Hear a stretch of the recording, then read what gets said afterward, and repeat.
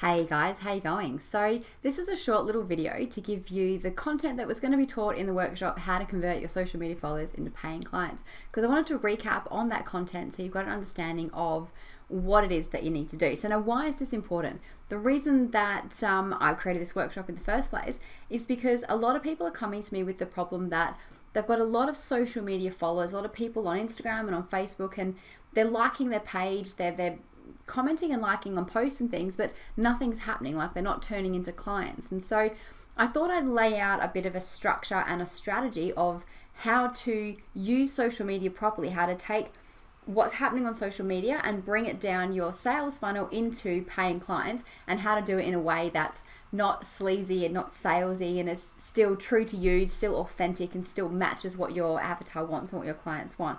So that's what we're going to do. Hopefully it will take about 10-15 minutes. So let's get into it.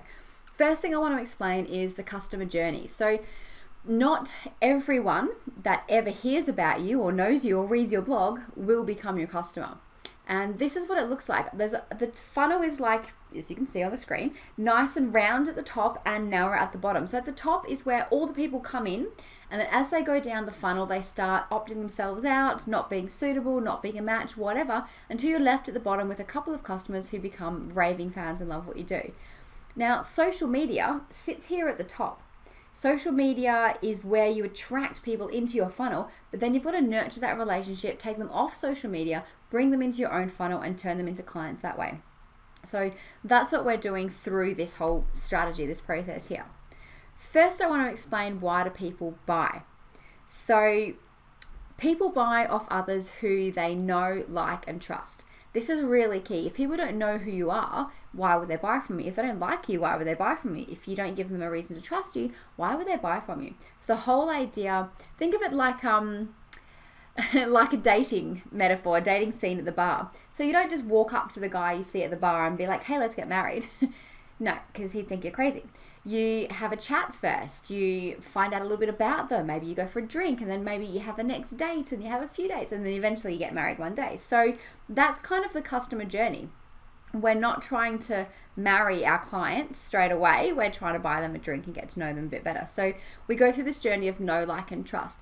And once people start to understand who we are, like they know us a little bit and they trust us a little bit, enough to give us their details, like their email address, we can engage in what Seth Godin calls permission marketing. And that's when we're marketing to people who actually want to hear from us and hear what we want to have to say. So the customer journey, I'll give you a really simple one, but this is the strategy I'm teaching you here. So at the very beginning, not everyone who sees your stuff is going to buy from you straight away. There's a process they go through. There's a couple of different steps they go through. It might be, I'll give you an example. So you might have someone will read your blog, and then after that they'll download your lead magnets. I'm going to teach you about lead magnets in a minute. After downloading the lead magnet, you might send them a couple of emails and they'll attend your webinar. After the webinar, they'll book onto a consult with you. And after the consult, you can sell them your online course or your coaching package or whatever it is that your final offer is. So you can see how it's not just straight from reading a blog to buying your stuff. There's a process that people go through. And it's going to be different for you and your avatar, your ideal client, and what works for them. And of course, it works for you because this is your authentic business. But the most simple way to do it is this: the lead magnet into emails, into a sale. And when I say sale here, I don't mean selling the top thing, I mean the next step. So you might have a lead magnet where they download something really cool in exchange for email addresses. You then send them a few emails to introduce yourself, and again later on I'm going to explain what to put in those emails. And then you'll be inviting them to take the next step, and that could be to buy your book, or it could be to attend a course or come onto your webinar. It doesn't have to be your full package at the end. You don't need to sell something over email. And eventually after a little while you can do more of that over email, but this first step is just getting to know you and getting them through to the next step. So this will all become clear as we go through. So a lead magnet. Now, if you haven't heard of a lead magnet before, this is also called a freebie, an opt-in, an ethical bribe, many different names for it. But the idea of this is that you're giving something really cool, really valuable to your potential clients in exchange for their contact details, like their email address. So I'll give you some criteria of what a great lead magnet looks like, and then I'll explain some things about what not to do with a lead magnet. So the idea of a lead magnet is that it solves one simple problem, really specific as well. It wouldn't be how to start a business from scratch. It would be 10 ways to choose your business name. Something really specific like that your avatar is going through. The next thing is that it has to have instant gratification. So you don't want a 400-page ebook on everything you need to know. You want like a 7-page guide or a checklist or something that they can use in like 10 minutes, they can do straight away, they can get instant gratification from without having to take too long with it. The other thing a lead magnet needs to be is something they can do themselves without help, even without your help. So it's got to be something they can completely do on their own, like a full guide of how the checkbox works and everything, or the DIY guide. They don't need to call anyone for help. They want to be able to solve the problem themselves, because at this stage they're not looking to buy anyone or any solution to their problem. They're just looking to figure out how to do it themselves. And lastly, the lead magnet, it has to have high value, and this is high perceived value and real value. So 2 things to play with here. One is that you might know that your lead magnet is really high value, like the content in there is so valuable. You also need to communicate that so that your potential clients, when they see it, they understand what the value is. So maybe you communicate, valued at $297, or really spell out how it's valuable and what they're going to get by downloading it, and how downloading it is going to solve a problem for them. It's often not enough just to put it out there with the title, like, business automation guide. It's not enough for someone to download that. So I'll give you a couple of examples. So with a lead magnet, you could do a checklist for something. You could do a how-to guide. You can do videos on this as well. It doesn't have to be a document. You can give vouchers. If you're in retail, a voucher for a first visit works really well. You can have lists. By this is like industry lists, or people they might want to contact for certain things. You could have patterns, like if you're in the creative arts, like how to make something, or patterns for dresses, or recipes. You can do your expert reviews on different products, and you can do insider tips and share your secret knowledge. Now, when it comes to sharing knowledge, and this is by far the easiest and cheapest way to do it, is by sharing your knowledge and teaching what you're so good at or you're expert at. But I get a lot of kickback from people at this stage saying, I don't want to give away my secrets, because if I give away my secrets, then they won't buy my thing. And there's 2 things to be aware of here. One is that there's 2 completely different markets. You've got the market of people who will want to do it themselves, and they want someone to teach them how to do it. And then you've got the market of people who want that premium service, and they will pay for someone to do it for them. Giving away your knowledge is not power anymore. It used to be, but it's not. There is so much out there on the internet. It's all free. So knowledge is not power. Implementation is what the power is. So your potential clients, and like I said, they're at the top of your funnel. So many of them are going to drop off before they become customers. So there's plenty of people out there who are going to try it themselves anyway. So by you teaching them how to do it and giving them your insider knowledge, that's how you build that trust.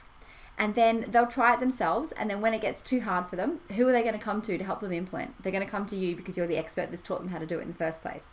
So that's why it's really important to give away knowledge, and it's the easiest way to do it as well with a lead magnet. Now, one thing I want to add on with lead magnets is that when you're creating it, done is better than perfect. 80% is good enough. I say this all the time. There is no point spending hours and weeks on a lead magnet trying to make it perfect, getting the graphics just right, in case no one wants it. You never actually know if it's going to be valuable until you put it out for offer to the marketplace and see if people are downloading it. So when you're creating it, just create something really simple. Don't spend too much time on graphics and artwork and things and formatting, in case no one wants it. You want to put your ads out first to see if people are downloading it. You only need to run ads for a little while to see if it's working. If it is working and people are downloading it, you can then pause your ads, upgrade the document to make it all pretty, and if you're really worried about it, you can send it out to all the people that have got the first basic version. So, okay, that's a lead magnet. So then the next step is the email nurture sequence. So the whole point of this email nurture sequence is because people don't go from finding out who you are to buying your cool thing. There's an education that they have to go through. And there's actually, we all go through this. I do, you do, your clients. Everyone goes through this educational journey, and I'm going to explain what that is now, before they make a decision. So the first step is what problem? This is when they don't even know they have a problem. They're not aware the problem exists. They might be experiencing symptoms, but they don't know why they're doing it. They don't know what the problem is. And of course you do, but they don't yet. And the next step is, okay, I know what the problem is, so how do I fix it? So this is where they're looking for solutions and wanting to find a way to solve it. This is potentially what your lead magnet will help them solve one of these problems. Oops. The third step is, okay, so that's how I fix it. Will it work for me? So there's always going to be doubt in people's minds, and we do it ourselves. Yeah, but I'm different, I'm special, that's not going to work for me. How do I know if it's going to work for me? This is where they want to know testimonials and case studies and see it working for other people who are similar to them, to give them that reassurance that, yeah, it's going to work for you too. And the final step is, okay, why these guys? Or who should I choose? So once they understand that, okay, I have a problem, this is the solution I want, yeah, okay, is it going to work for me? So who should I choose? And that final stage is where we start educating them on why we're the best solution for them. Now, where a lot of business owners go wrong is that they start here. They start with, choose me because of X, Y, Z. This is why I'm the best. And many of the people they're talking to haven't even realized they have a problem, haven't realized that this is the potential solution, don't even believe that that solution is going to work for them. So why is this person saying to choose me? Like, of course they're not going to. That's just in your face. It's too much. This is how you build that relationship and that trust with people, by educating them through this sequence. So this is what the email nurture sequence aims to do, and it can be a series of 4 to 5 emails over a couple of weeks. It could be 10 to 15 emails over a few months. It's going to depend on your avatar, your business, what you're promoting, what it is that you want people to do, and how much you want to educate them. So I'm going to give you a couple of things to include in the email nurture sequence. What I can't do is tell you exactly what to include, the steps, the bullet points, the content, because that is totally dependent on your business and your avatar and what problem you're solving. But I can give you a couple of bullet points that need to be included throughout this educational spectrum journey. So the first is give, give, give. This is the law of reciprocity. This is about, we are obliged to return a favor that has been bestowed on us. So when you're giving a lot of value, teaching things, giving advice, giving help, your potential clients are seeing this as trust, as liking, as getting to know you, and they want to hear more from you. So when you're giving, you get it back in return. It doesn't mean that if you're giving away tips for something, they're going to come back and give you tips. They're going to give you their attention. They're going to give you the clicks. They're going to give you their money eventually. So the other thing to include in your emails is you want to explain the problem better than they can. So this goes back to that first step of what problem. They are probably experiencing symptoms of the problem, like they might be feeling stressed, or they might be worrying about like money coming in at the end of the month or whatever, and you can see what problem they've got. It might be a mindset issue, it might be they're doing something wrong in their business, but they don't know that yet. So when you can language the symptoms they're going through, and they see that you understand it and you're saying the right things, then they're going to go, oh yeah, okay, she gets me, he gets me. And when you can explain the problem and give them a reason of why they're experiencing these symptoms, when you can explain it better than they can, you become the expert, you become the trusted advisor. So that's how you start to build that level of trust and authority, so people will listen to what you're saying. Another thing to include in your emails is about you, because people don't buy things, they buy people. Simon Sinek said that really well, better than I just said it.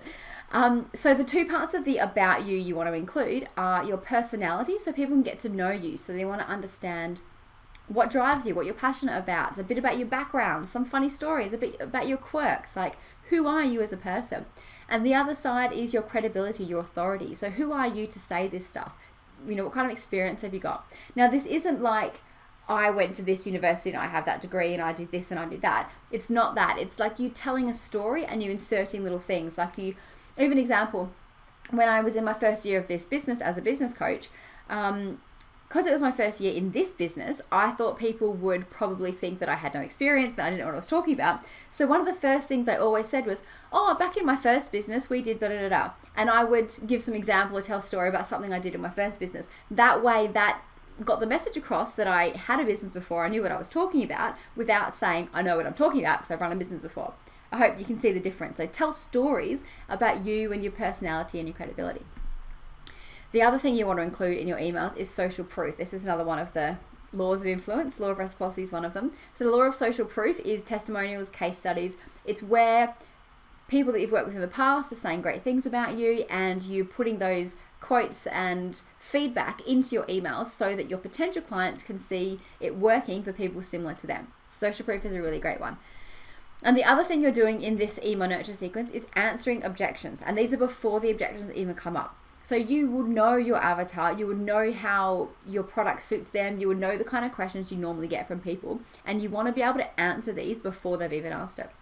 Common objections are time, money, and will it work? So you want to be telling stories and using social proof and doing testimonials and case studies to answer those objections that are coming up in your clients' minds before they've even asked them. So that is the email nurture sequence, and the whole point of this is to be building the relationship with someone so that they get to know you, get to like you, and get to trust you, so they're more likely to take the next step. And now this final bit I'm going to teach you about asking for the sale without being salesy. This is all about getting them to take that next step with you. So this is one of the other laws of influence, the law of commitment and consistency.